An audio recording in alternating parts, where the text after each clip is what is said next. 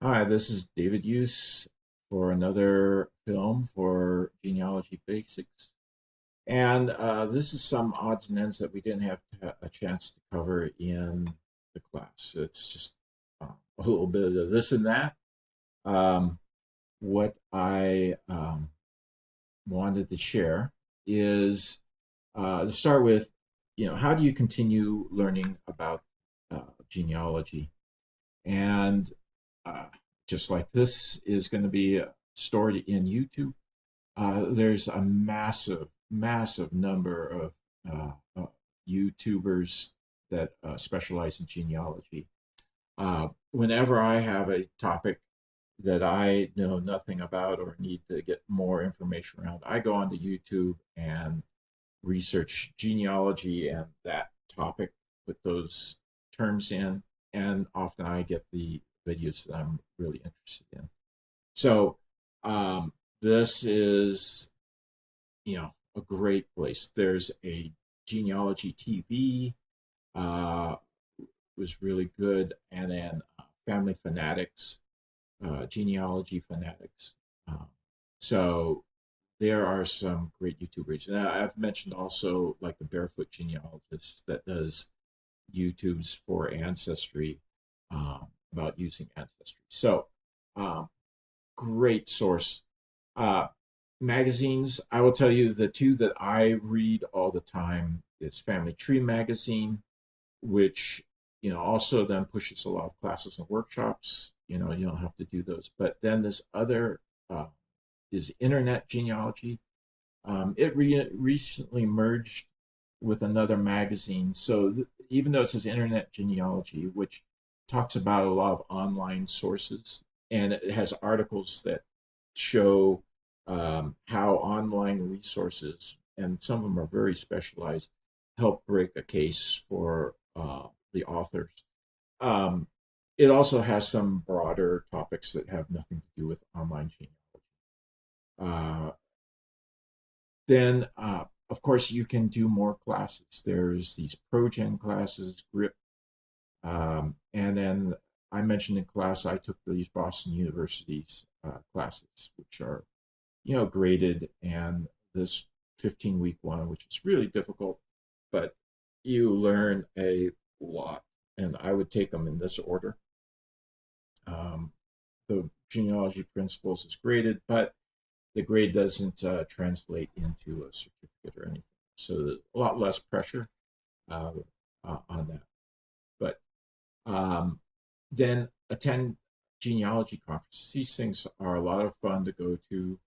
Um, Plan on Roots Tech. That's in the first weekend of March, and it's offered. And you can go in person to Salt Lake City, and it's in Salt Lake City every year, so it's close to us.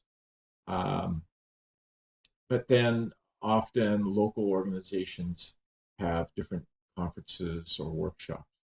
Great way to keep learning is um, participating in those. Um, then we have different genealogy organizations. I am a member of the National Genealogy Society, and by the way, they publish one of the premier uh, genealogy uh, quarterlies, which is the NGS quarterly. But I'm a member also here of the New England Historical Genealogy Society, or it's AmericanAncestors.org online. And then Royal Local right here in Glenwood Springs is the Glenwood Genealogy Group, which meets the first Friday of each month at the library, from 12 to 1, uh, first Friday. So, and this group's very informal, and you can just come in with your questions or just chat and share what you've done. And very good. And then when you could go even really high end, which, for instance, there are courses offered by consultants. One of the big ones is Germanology Unlocked, where you can get a course on how to research and even speak German specifically for genealogy. So you can find records with what you've learned, but you can't locate a restaurant. So um, it's very specialized that way. Um, on another video that I in our collection here, I gave the link earlier, which is how to annotate images, would be a demonstration on how to use Irfanview, free software. But if you're going to use Irfanview, here's some other links and tutorials on how to use that. Uh, Books. These are sort of my most used books here. They're the ones that sit right behind me, and I'm constantly pulling these out. Uh, I would highly recommend investing $20 and reading the Everything Guide to Online Genealogy by Kimberly Powell.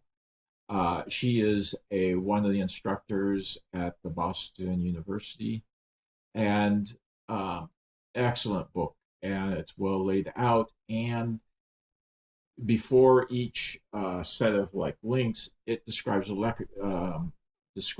the source, so you get some background information about different type of records using that. If you very much get into DNA testing and working on matching, uh, Blaine Bettinger, he's got a book that is an excellent book that really simplifies and tries to go through all the details of DNA testing. But anyway, there's a couple books here around writing citations. This Thomas Jones is sort of like a self-paced book. It has exercises you can do, and then you have an answer key in the back of the book that you can go through.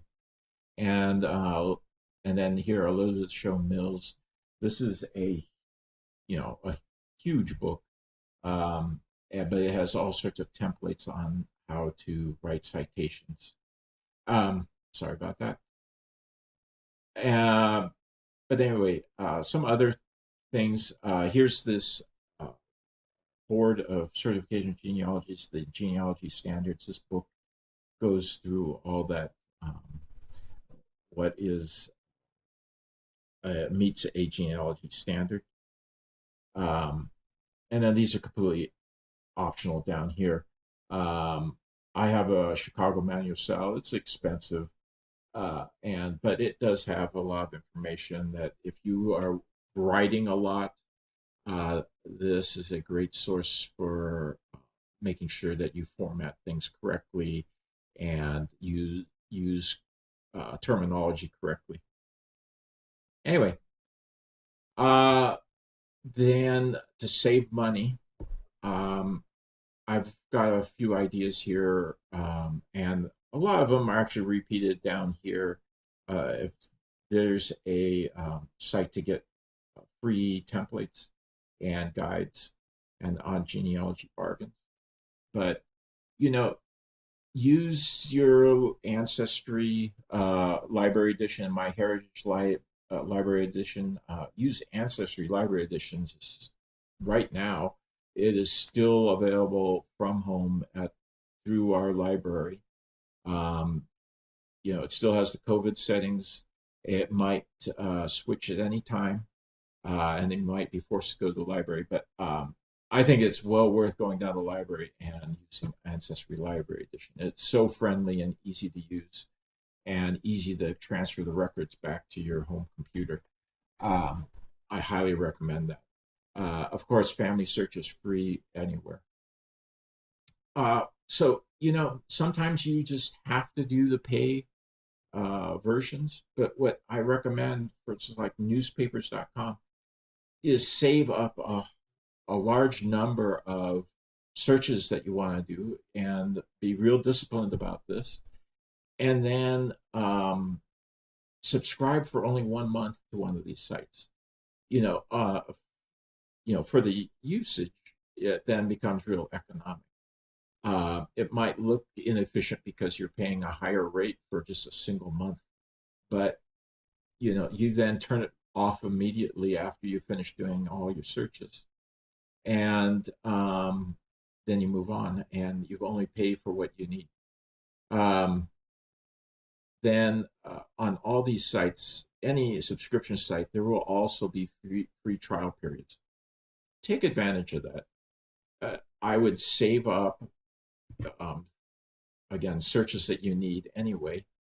And one time you can sign up and go with the free trial period and um, just do that. I have a friend that he uh, went on to Ancestry for 1 week, and he worked on his ancestry for that 1 week. Maybe not 24/7, but close to that. He finished it up, put everything aside, hasn't come back to it. He then stopped doing genealogy after that 1 week.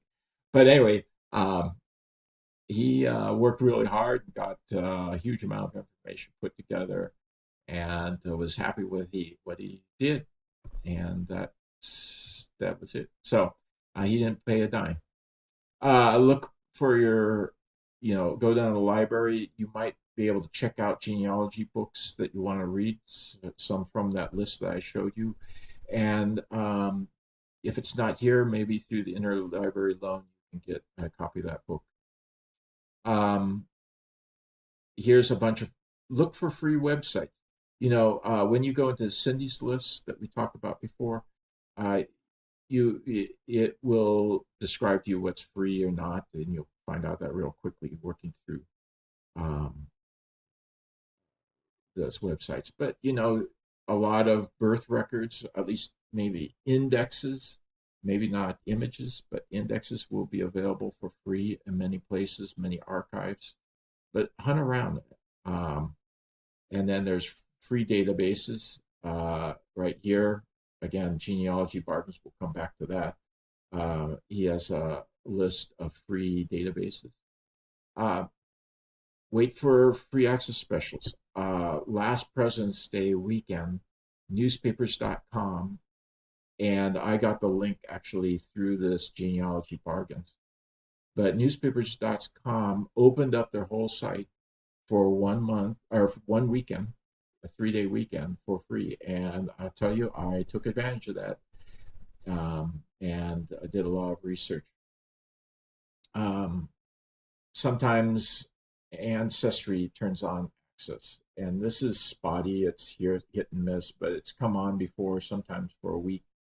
And it might not be for all records, but Ancestry at one time a year ago around Christmas turned on birth, marriage, and death records for free for a short period. Same with military records. Fold 3 sometimes turns this on for a weekend. In the past, it's been a Memorial Day weekend. They didn't do it this last year on Memorial Day weekend, but maybe again this year. Watch, if you're going to do DNA, we talked about this in the DNA section, but again, make sure you test with Ancestry or 23andMe. Download your DNA and then upload it free to all the other sites that are available. And then be patient. I know Ancestry, especially around Christmas, will have often up to 50% off on those tests. So get it then with Ancestry or 23andMe, test, download results, upload for free. And then finally, I subscribe to Genealogy Bargains, and I get almost every day there's an email that comes in, and it talks about often it's a workshop that's free or free access, or maybe big discounts on subscriptions, and it's a great way to get information on a bargain. You don't necessarily read everything all the time, and he talks about a lot of different things. But if you go here and get on the mailing list, and then there's also a website, Facebook site, where Thomas McAtee shares this information. So I think this is well worth getting linked in and connected. Anyway, I hope that you can save some money here. because it can get real expensive. You have subscriptions to everything. Anyway, that was all. Sorry we couldn't cover this in class, and I hope you have good luck in your family research. Bye.